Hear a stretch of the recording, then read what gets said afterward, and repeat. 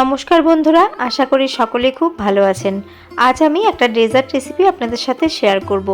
এটা আপনারা ব্রত বা একাদশীর দিনে তো খেতে পারেনই, তাছাড়া আপনারা এমনি দিনেও কিন্তু খেতে পারেন। এটা খেতে যেমন সুস্বাদু, বানানো কিন্তু খুবই সহজ আর খুব কম সময়ে তৈরিও হয়ে যায়। চলুন তাহলে কথা না বাড়িয়ে রেসিপিটি কিভাবে তৈরি করি সেটা দেখে নেওয়া যাক। রেসিপিটি তৈরি করার জন্য আমার লাগবে মাখানা, আর এখানে চায়ের কাপের 1 কাপ আমি নিয়েছি মাখানা। আমি আজকে অল্প পরিমাণে এই রেসিপিটি বানাবো।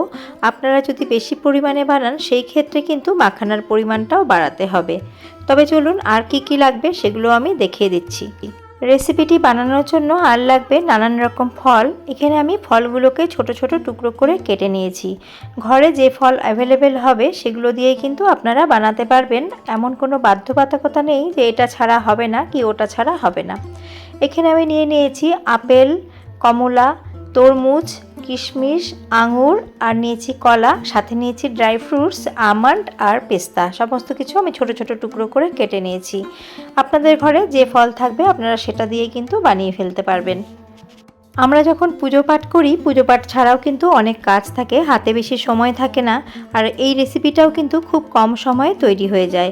একই রকম সাবুদানার ক্ষীর, সাবুদানার নানান রকম জিনিস খেয়ে খেয়ে বোর হয়ে গেলে আপনারা কিন্তু এটা অবশ্যই ট্রাই করতে পারেন। চলুন তাহলে রেসিপিটি কিভাবে তৈরি করি দেখে নেওয়া যাক। রেসিপিটি তৈরি করার জন্য গ্যাসের মধ্যে আমি অলরেডি কড়াই গরম করে নিয়েছি। এবার আমি দিয়ে দিচ্ছি মাখানাগুলোকে লো টু মিডিয়াম ফ্লেম করে নাড়াচাড়া করে ড্রাই রোস্ট করে নেব। মাখানাগুলোকে একটু ভালো করে কিন্তু ড্রাই রোস্ট করে নিতে হবে, যাতে মাখানাগুলো ভাজতে ভাজতে একটু মুচমুচে হয়ে যায়। বেশ কয়েক মিনিট মাখানাগুলোকে নাড়াচাড়া করে মাখানাগুলোকে ড্রাই রোস্ট করে নিয়েছি, আর মাখানার মধ্যে হালকা ব্রাউন স্পটও দেখা যাচ্ছে। আর দেখো, হাতের মধ্যে এইভাবে চাপ দিলে মাখানাগুলো গুঁড়ো হয়ে যাচ্ছে। এইভাবে মাখানাগুলোকে ভালো করে কিন্তু ড্রাই রোস্ট করে নিতে হবে, যাতে মাখানাগুলো মুচমুচে হয়ে যায়। এবার মাখানাগুলোকে একটা আমি পাত্রের মধ্যে ঢেলে রাখবো। ঢেলে ঠান্ডা হয়ে গেলে তারপরে এগুলোকে গ্রাইন্ডিং করে নিতে হবে। মাখানাগুলো ঠান্ডা হতে থাক। এবার চলে যাচ্ছি নেক্সট স্টেপে। ওই কড়াটাকে গ্যাসের মধ্যে আবারও বসিয়ে দিয়েছি, আর দিয়ে দিলাম সামান্য একটু জল। এবার আমি এর মধ্যে দুধ দিয়ে দিচ্ছি। আপনারা আপনাদের পরিবারের সদস্য সংখ্যা হিসেবে আপনারা দুধটা ব্যবহার করবেন। এখানে আমি আজকে 1/2 লিটার দুধ দিয়ে এই রেসিপিটা বানাচ্ছি।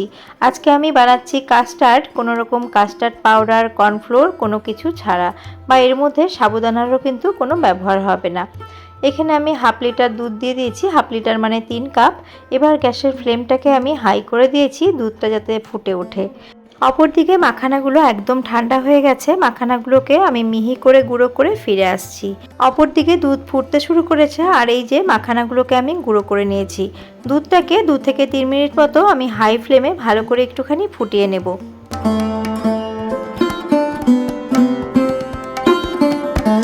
2 থেকে 3 মিনিট মতো দুধটাকে ফুটিয়ে নিয়েছি। এবার যে মাখানাটা গুঁড়ো করেছিলাম সেই মাখানাটা দুধের মধ্যে আমি মিশিয়ে দেব। গ্যাসের ফ্লেমটাকে একদম লোতে রেখেছি, আর মাখানা দিয়ে অনবরত নাড়তে হবে, নয়তো মাখানাগুলো কিন্তু দলা পাকিয়ে যেতে পারে। অল্প করে মাখানার গুঁড়ো দিয়ে ধীরে ধীরে দুধের সাথে মিশিয়ে নিতে হবে। দেখুন অনেকটাই কিন্তু মিশে গেছে। এই মাখানার সাথে আপনারা চাইলে কাজু বা আমন্ডও কিন্তু আপনারা ড্রাই রোস্ট করে দিতে পারেন। তবে আজকে আমি এটা মাখানা দিয়েই বানাচ্ছি। এখন ভালো করে সমস্তটা আমি মিশিয়ে নেব।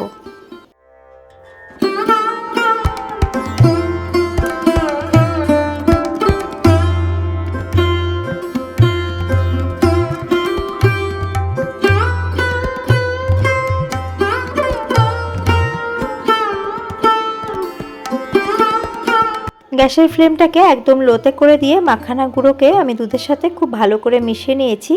এখন গ্যাসের ফ্লেমটা আমি আবারও হাই করে দিয়েছি। হাই করে দিয়ে 3 থেকে 4 মিনিট মতো আরও ফুটিয়ে নেব। এই মাখানা দিয়ে এই কাস্টার্ডটা খেতে কিন্তু অসাধারণ লাগে বন্ধুরা।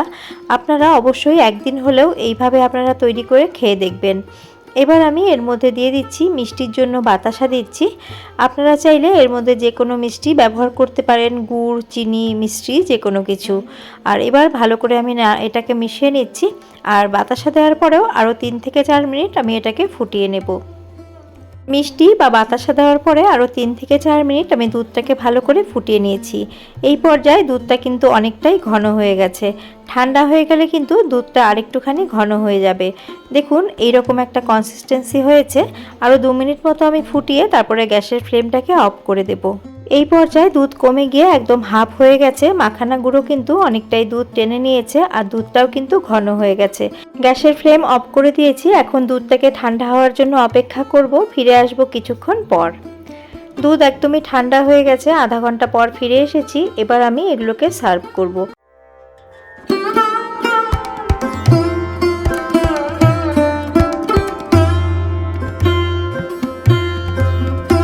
অল্প করে সমস্ত ফল দিয়ে দিয়েছি। এবার যে কাস্টার্ডটা বানিয়েছি ওটা উপর দিয়ে দিচ্ছি। বন্ধুরা একদমই ঠান্ডা হয়ে গেছে কাস্টার্ডটা, আর এটা ফ্রিজে রেখে খেতে কিন্তু আরও বেশি ভালো লাগবে। এবার কাস্টার্ডের ওপরে আরেকটুখানি ফ্রুটস এবং ড্রাই ফ্রুটস দিয়ে দিচ্ছি।